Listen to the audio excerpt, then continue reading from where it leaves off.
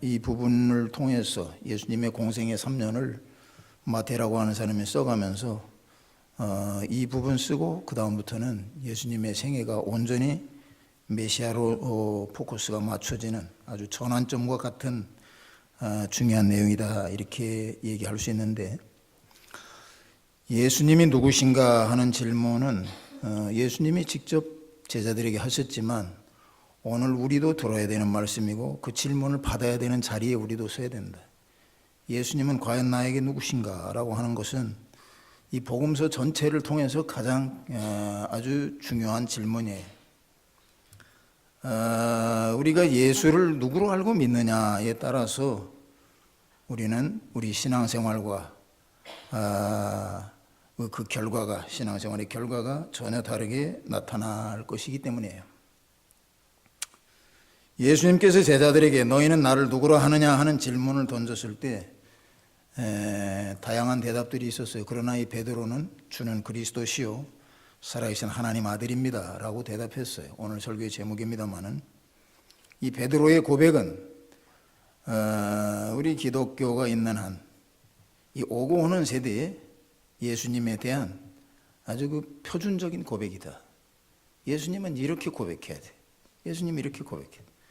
그래서 오늘 이 신앙 고백, 오늘 이 본문을 통해서 우리가 들어야 되는 귀한 메시지가 무엇인가를 생각하면서 설교를 준비해 봤습니다. 오늘 이 17절에 예수님께서 베드로의 답변을 들으시고 17절에 주님께서 이렇게 말씀해요. 예수께서 대답하여 가라사대 바요나 시몬아 내가 복이 있도다. 이를 내게 알게 하니는 혈육이 아니요 하늘에 계신 내 아버지시니라, 이렇게 말씀했어요. 베드로가 이 고백을 했을 때 예수님이 들으시고 그렇게 기뻐하시고 이 고백은 이것은 혈육을 통해서 오는 게 아니다. 혈육이라는 게 뭐예요? blood and flesh.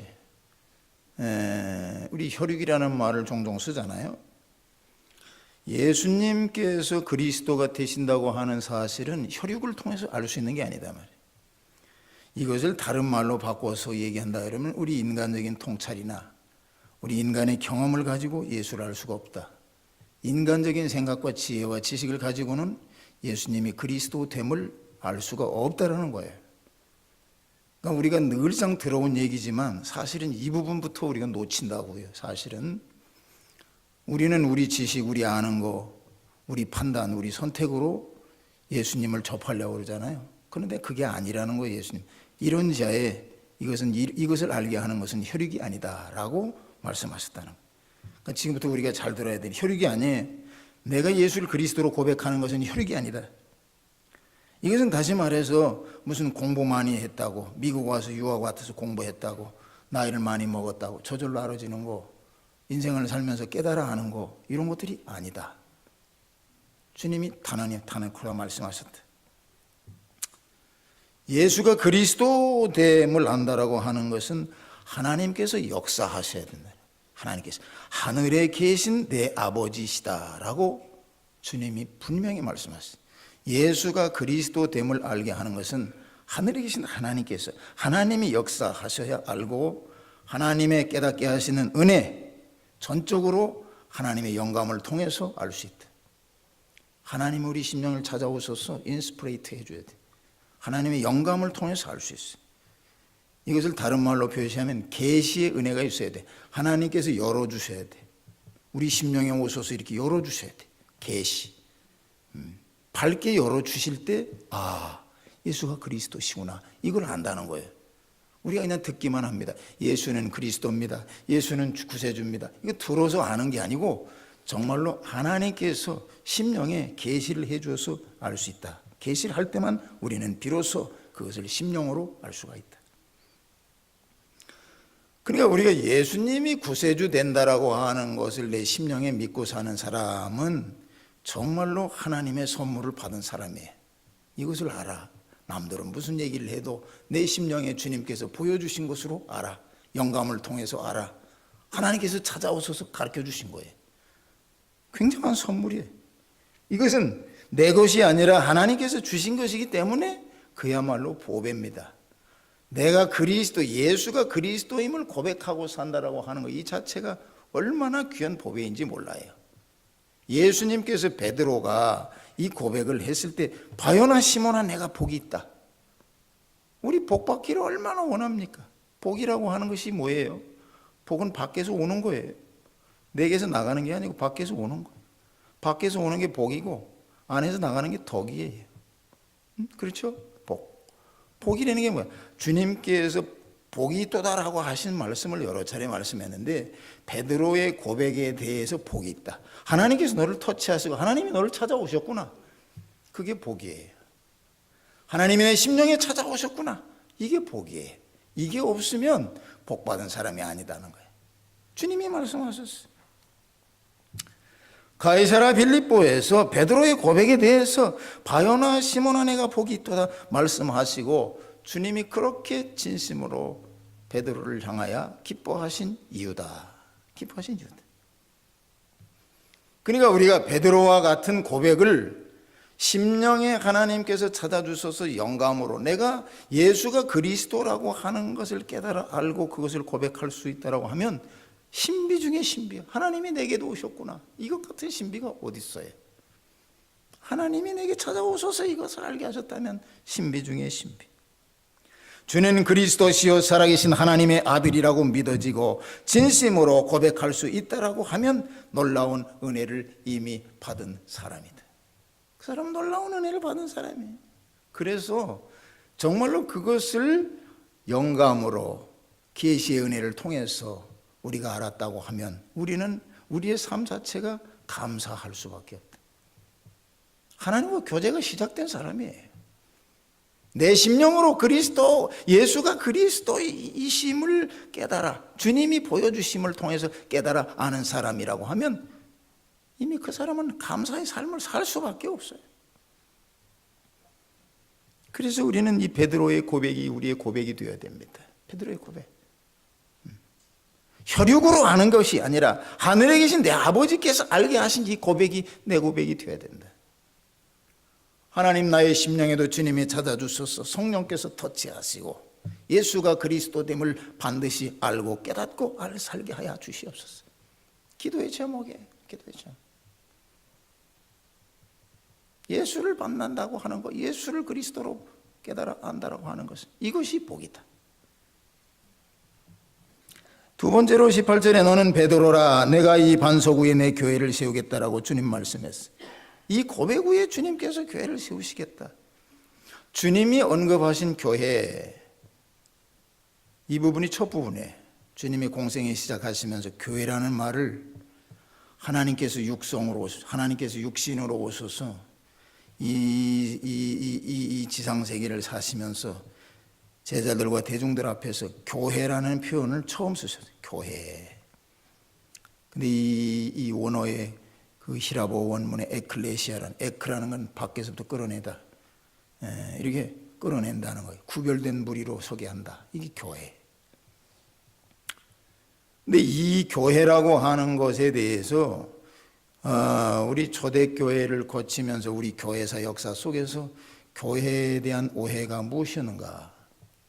이것을 한번 점검해 봐야 돼요. 주님은 어떤 뜻에서 교회를 말씀하셨고 교회를 어디에 세우시겠다고 하신 말씀인데 이 말씀을 우리 역사 중에 교회사 중에서 무엇을 오해하고 있었는가? 우리 로마 가톨릭 교회에서는 오랫동안 이것을 오해하고 자의적으로 해석했어요. 세상에서 구별되는 하나님의 자녀로서의 모임, 즉 교회를 베드로의 고백이 아니라 베드로의 인격 위에 세우시겠다라고 가톨릭에서 오해했어요. 이해해 왔어. 초대교회를 거치면서 기독교 천년 역사 중에 2000년 역사 중에 1000년의 역사가 가톨릭 안에 거기서 이것을 오해한 것이 베드로의 인격 위에 세우시겠다. 베드로의 권위가 계승된 자로 인해서 교회가 세워져 가야 된다라고 해석하고 그대로 믿었단 말이에요. 그래서 그 계승된 자가 교황이다. 이렇게 지금도 가톨릭에서는 교황이 있지요. 그러나 우리가 얘기를 여기서 줬고 우리 인간이라고 하는 것은 우리 인간이라고 하는 유한한 존재죠. 베드로의 인격 위에 세웠다. 우리 인격에 있어서 유한한 인격을 다 가지고 있어요. 어떤 사람도 우리가 인격이 유한하다. 그럼 인간이 제한적이라는 거죠. 이 얘기를 베드로는 그 얘기를 이제 3단 논법으로 얘기한다 그러면 베드로는 유한하고 베드로는 제한적이고 베드로는 부족한 사람이고 베드로는 인간이에요. 베드로는 인간이야.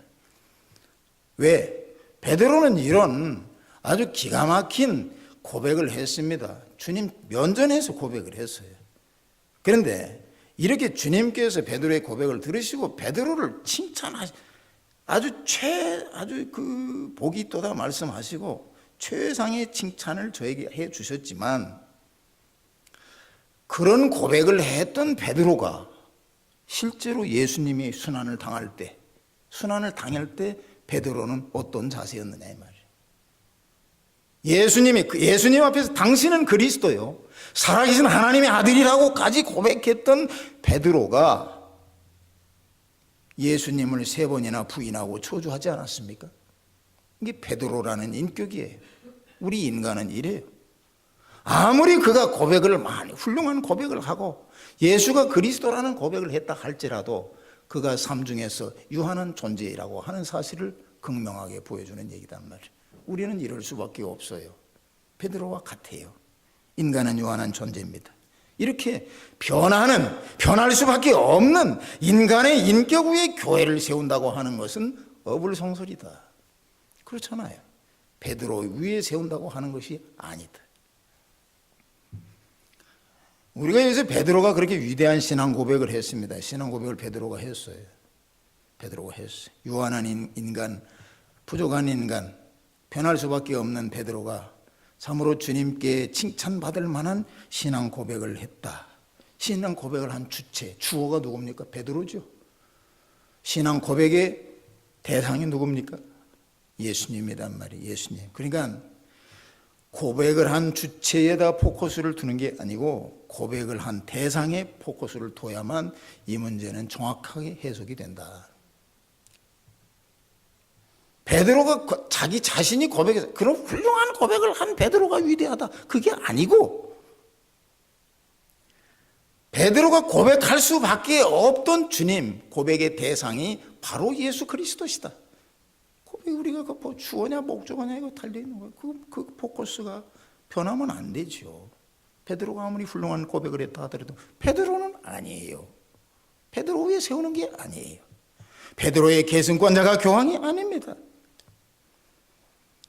우리 고백의 주체가 아니라 고백의 대상이 바로 예수 그리스도라고 한다고 하면 교회의 원동력이라고 하는 것은 주님께서 세우시겠다라고 하는 교회의 원동력은 인간의 신앙 고백이 아니고 신앙 고백의 대상인 예수 그리스도에 있다라고 하는 사실을 우리는 이 본문을 통해서 반드시 들어야 됩니다.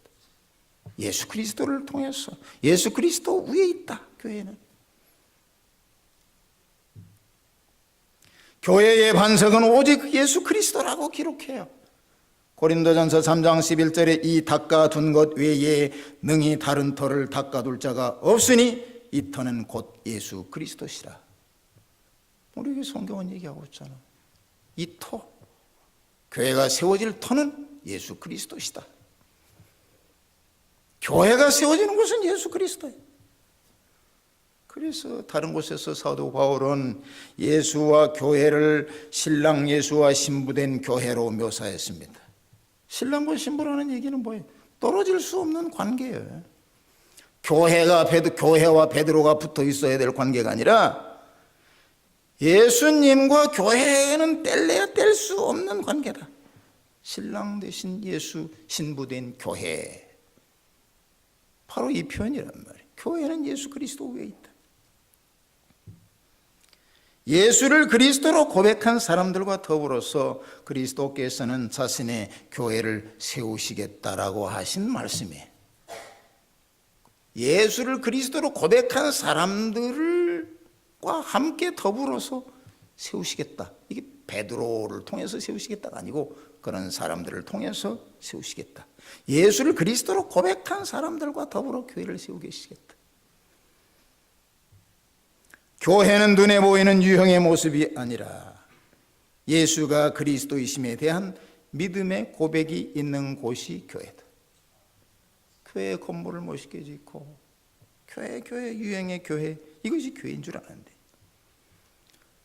우리 마태복음 이 본절에서, 이 본문에서 예수님께서 교회라는 표현을 처음으로 사용하시고, 우리 서신서들이 쭉 이어지고 있습니다만은 신약에서만 150번 이상의 교회라는 얘기가 나오죠. 150번. 교회는 예수님께서 육성으로 언급하셨어요. 육성으로. 육신의 몸으로 오신 하나님께서 이 지상에 계시는 동안 언급하신 내용이 교회입니다. 교회를 언급하셨다. 다시 말하면 그가 오셔서 이루고자 하셨던 하나님의 나라의 구체적인 모습이 교회라고 하는지. 킹덤 오브 갓, 하나님의 나라가 가까웠다. 주님의 일성이었어요. 일성이었단 말이에요. 주님이 오셔서 공생의 시작, 하나님의 나라가 가까이 왔다. 이것이 그가 오셔서 일성으로 하신 말씀인데, 이 하나님의 나라의 구체적인 모습을 교회로 두셨다. 교회가 우리가 늘상 얘기하는 교회는 얼마나 대단한 곳이에요. 감동입니다. 교회라는 말 자체를 듣고 사는 것 자체가 감동입니다. 이것을 아셔야 돼. 세상 사람들은 몰라. 교회 속에 교회라는 말 자체가 얼마나 감동이요. 하나님이 내려오셔서 이 땅에 남겨두고 가신 거예요. 그를 반석으로 삼으셔서 만드신 것이 교회예요.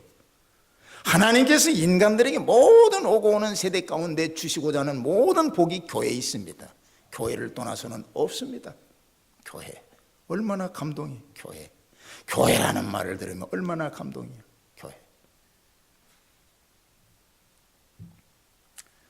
교회는 예수가 그리스도이심을 믿고 그의 통치권에 온전히 순종하는 하나님의 나라다. 주님께서 그렇게 이루고자 하셨던 구체적인 모습이 교회예요.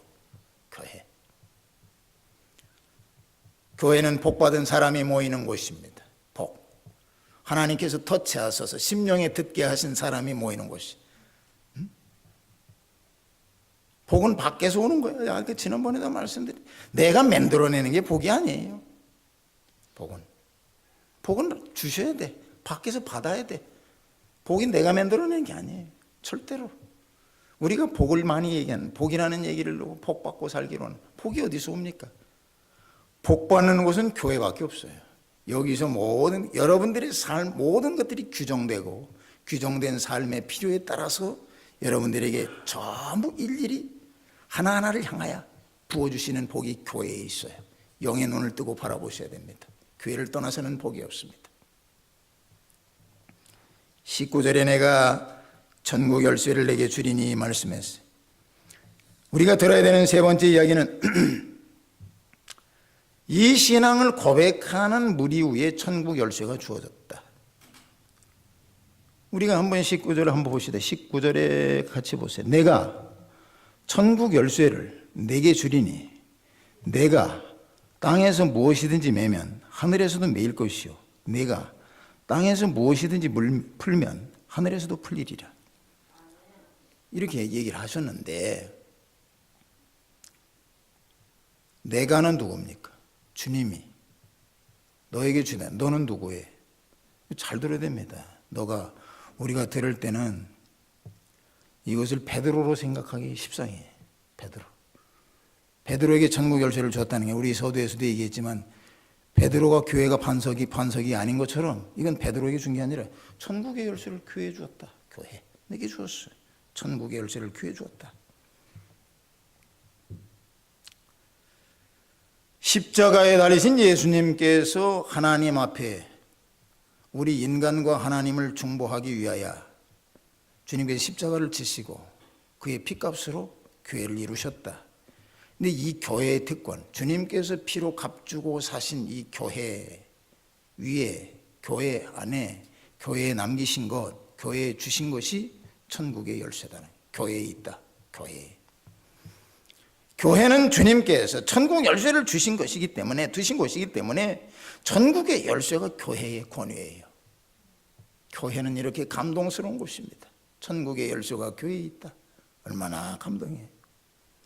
우리가 키라고 하는 것은 해결책이라고 하는 의미잖아요. 열쇠가 있으면 문제가 해결돼. 문이 열려.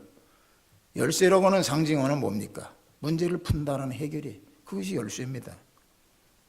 교회에 천국의 열쇠가 있다. 우리 구원을 해결할 수 있는 열쇠가 이곳에 있다. 주님께로 피로 값주고 사신 교회에 있다. 교회의 열쇠가 있다. 교회. 우리가 열쇠를 가지고 살지 않는 사람, 이건 삶을 어떻게 살아야 되는가를 알지 못하는 사람, 열쇠가 없는 사람, 문을 어떻게 엽니까? 문을 어떻게 열어요? 제가 문을 못 열어가지고 애써 본 적이 2번 있어요. 2번. 예전에 어디 다른 우리 아이 집에, 저 시카고, 저 미시간에 있는 과거에 우리 둘째 아이 집에 갔다 왔는데, 집에 와서 보니까는 열쇠가 없는 거예요. 새벽 2시인데, 새벽 1시인가 2시 됐는데 집 열쇠가 없어요. 문을 어떻게 열고 들어가요? 밤에. 옆 사람을 깨울 수도 없고, 누구를 어떻게, 무슨 스미스라게 얘기해서, 락스미스 얘기해가지고 할 수도 없고, 정말 난감하더라. 어떻게 문이 잠겼는데 열 도리가 없는 거예요. 내가 그렇다고 그래서 지금 이 지역에 락스미스의 전화번호를 알 수도 없고, 이 밤중에 집 앞에 딱 섰는데 비까지 추적추적 오는데요, 어디 가서 무슨 수를 문 엽니까? 열 수가 없는 거예요. 아이디어가 퍼뜩 생각났습니다. 다시 전화해서 우리 저희 둘째한테 전화해가지고, 내가 너한테 와가지고 비행기장에서 내려가지고 차를 몰고 집에 왔는데 집에 오니까 열쇠가 없다. 어떻게 했으면 좋겠냐 그랬더니 미시간에서 오레곤에다 전화를 한 거예요. 저는 알잖아요. 나는 전화기도 없고, 나는 여기 전화번호부가 없는데 저가 필요해. 젊은 애들이니까 찾아가지고 락스미스 24시간 하는데 딱 찾아가지고 전화해가지고 우리 집 전화번호를 딱 불러줬는데 30분도 안 돼서 딱 온 거야. 응? 그러니까 내가 이제 그 드라이버 라이센스는 있으니까 그거 확인하더니 간단해요. 그냥 뭐 이런 어떤 송곳 같은 거 탁 대니까 덜컥 열려버려. 아무것도 아니더라고. 이럴 줄 알았으면 내가 하는 건데. 돈이 얼마나 비싼지. 2시에 가서 하니까요, 눈이 튀어나와가지고 안경이 벗겨지려고 그랬는데 얼른 먹었다. 달라는 대로 다 줘야 돼. 달라는 대로 다 줘. 열쇠가 이렇게 중요한 거로구나. 열쇠 없으면 이래요. 이래서 에베소 5장 32절에 이 비밀이 크도다. 바울 사도가 에베소 교회에 대한 내용을 쓰면서 이 비밀이 크도다. 내가 그리스도와 교회에 대하여 말하노라. 교회에 대한 비밀, 교회에 대해서 이야기하고 있잖아요. 교회에 있어. 여러분, 이 시대가 교회를 멀리하는 세상 아닙니까? 교회를 밀어내는 세상이에요. 세상의 영이 너무나도 스트롱하게 밀려와요. 강하게 밀려와. 교회는 언제든지 뒷전이에요. 우리가 복받는 사람이 적은 것은 복받으려고 복받는 곳을 찾는 사람이 적기 때문에. 복받는 사람. 복받아야 되는데 복받는 사람이 없어. 왜? 복받는 곳에 와야지. 안 와. 열린 마음을 가지고 하나님을 찾아야 될 텐데, 하나님과 교통하고 살아야 될 텐데 안 와. 이 열쇠를 가진 교회에 나와서 예수님의 이름으로 기도할 때 응답받고 그의 이름을 힘입어서 오늘 이 본문의 말씀대로 땅이 풀리고 하늘이 풀림으로 구원과 영생의 모든 문제가 해결된다라고 하는 사실을 주님이 직접 말씀하셨다. 내가 천국 열쇠를 내게 주리니 내가 땅에서 무엇이든지 매면 하늘에서도 매일 것이요 내가 땅에서 무엇이든지 풀면 하늘에서도 풀리리라. 하나님의 나라의 모형으로 두시고 이 하나님의 나라에서 매면 매는 거고요, 풀리면 풀리는 거예요. 이 하나님의 나라, 천상에 있는 하나님의 나라를 이 지상에 두시고 모형으로 두신 하나님 나라 교회에 이 천국 열쇠를 두셨다. 이런 의미에서 예수를 그리스도로 고백하는 무리가 교회라고 한다고 하면 그 고백하는 무리에 내가 들어가 있을 때 나도 예수님이 그리스도임을 나도 내 심령에 믿고 고백합니다. 주님이 오소서 계시 은혜로 나로 알게 하셨습니다. 이런 사람들에게 교회는 열린 구원의 문이라고 하는 거예요. 교회는 열린 구원의 문이에요. 이 고백에 동참하지 못한다고 하면 구원의 문은 닫힌 문이 틀 수도 있다라고 하는 이야기. 여러분들이 19절에 자세히 여러 번 한번 읽어보세요. 그래서 그렇게 되는 거예요. 아니 베드로가 가지고 있다 베드로한테 가서 달라고 그래가지고 여는 게 그런 의미가 아니라는 거죠. 베드로 위에다 교회를 세웠다는 게 아니라는 얘기죠.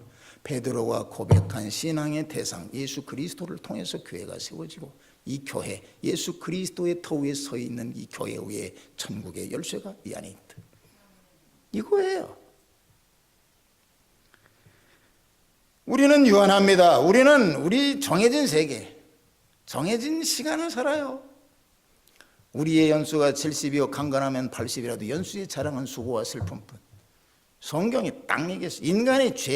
인간이 제한된 존재라고 하는 것은 딱 잡아 얘기했습니다. 딱 잡아서 너는 이것밖에 안 된다. 이 변하는 세상 무궁무진한 이 영원한 세계 가운데 너는 요거다. 네가 너는 이거다라고 성경이 말씀했잖아요. 그런데 우리가 제한된 삶을 마치고 우리가 천국에 가서 문 앞에 섰습니다.